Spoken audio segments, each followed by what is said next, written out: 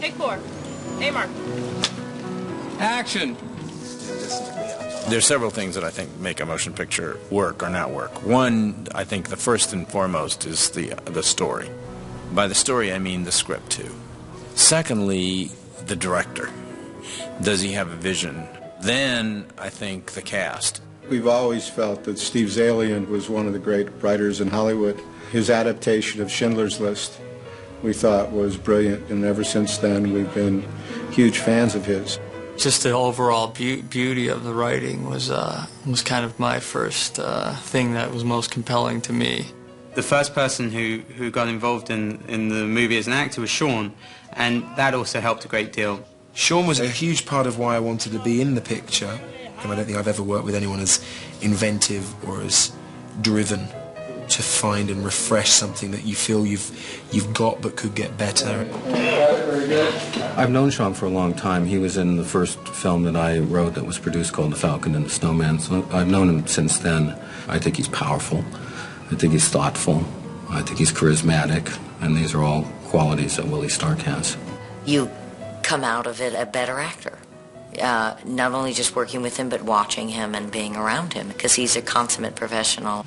I also got to get his look. Okay. James I knew from Civil Action just before he started doing The Sopranos. They called me and said, "You want to do this movie in 4 days?" I said, "No." And then Steve Zaillian called me and said, "You want to do this movie in 4 days?" And I said, "Yeah." Set. Action. I was offered the part of Judge Owen by Steve Zaillian. I'd worked with Steve before on Amistad with Steven Spielberg directing. He wrote me a very nice letter. He said, "We'd love you to be in the film." The idea of this character of Judge Irwin and the power that he has, which is formidable, has to be conveyed very quickly. You know, he's only in 3 scenes, and you need an actor as good as Anthony to do that. Very good. The first time I came down to the set, I knew that everything intellectually, I was going down to the set. I knew that it was going to be there, but I just went out and looked, and it was like people and fans and set designs like, oh my God, this thing is really happening. How's that, sir? When you make a film, there's some smart things to do. One is to start with good material.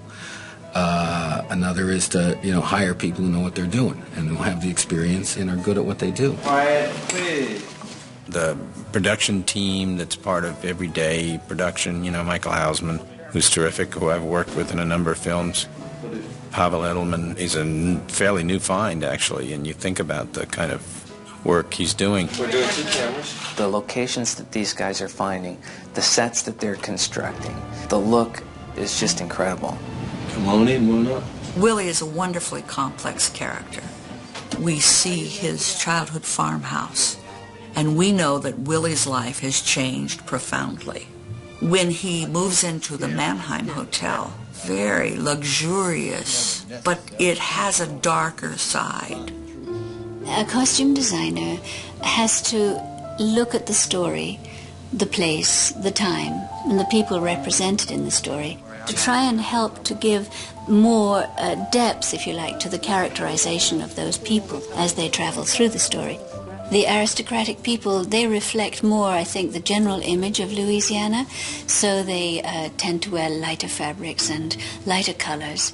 Whereas the poor people, Stephen particularly wanted us to reflect the earth, I think, through the poor people. And so I've used mostly earth tones, and we've had a huge project of finding enough poor clothes that represent the 40s and 50s, but that are also of the tones that Stephen wants to use in the film, which are very earthy tones.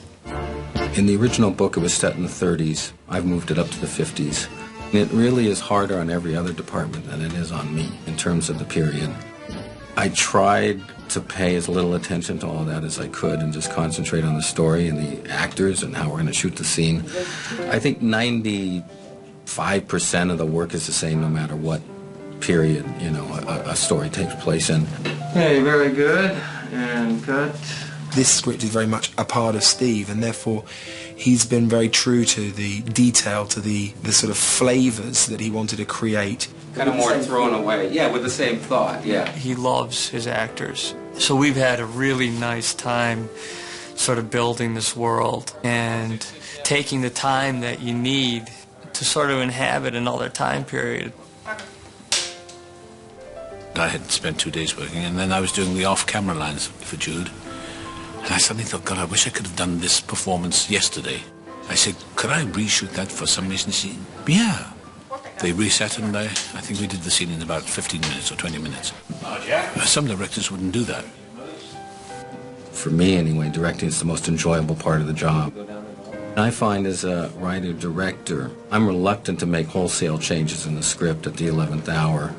My judgment is a lot better when I'm sitting in a room by myself with nothing but time working on a script than it is when I'm on a set having to direct a scene with 150 people standing around. So, that being said, of course, lines change here and there on any film.